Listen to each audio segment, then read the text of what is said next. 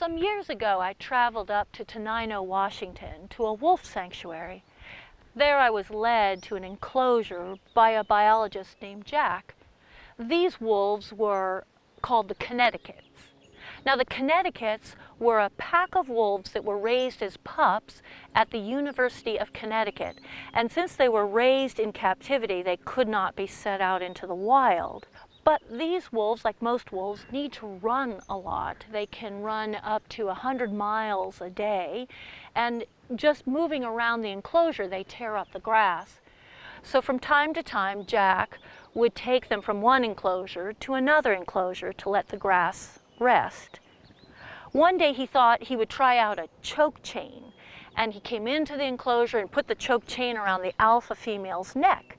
And she did what you or I would do if I put a chain around your neck. She panicked, and she ran to the edge of that chain, and it cinched up around her neck and pulled her weight from under her.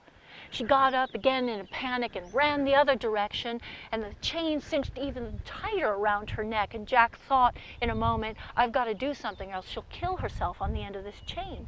And so he tried to get to her, but she got up and she ran the other direction again, trying to break the chain. And it pulled her weight from under her. So quickly Jack pulled himself to her on the chain. He grabbed all four of her legs and pulled her under his knee and held her body down while he started to loosen the chain. And he realized he was surrounded by all of the other Connecticuts, and they were all showing him their great white teeth. And you can believe me, when you see a wolf's white teeth against those red gums, you understand why they create stories like Little Red Riding Hood.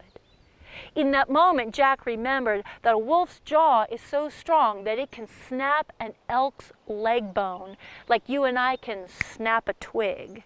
And an elk's leg bone is about 5 times denser than a human leg bone. Just as he was remembering this little bit of information, the alpha male leapt onto his leg, surrounding his leg.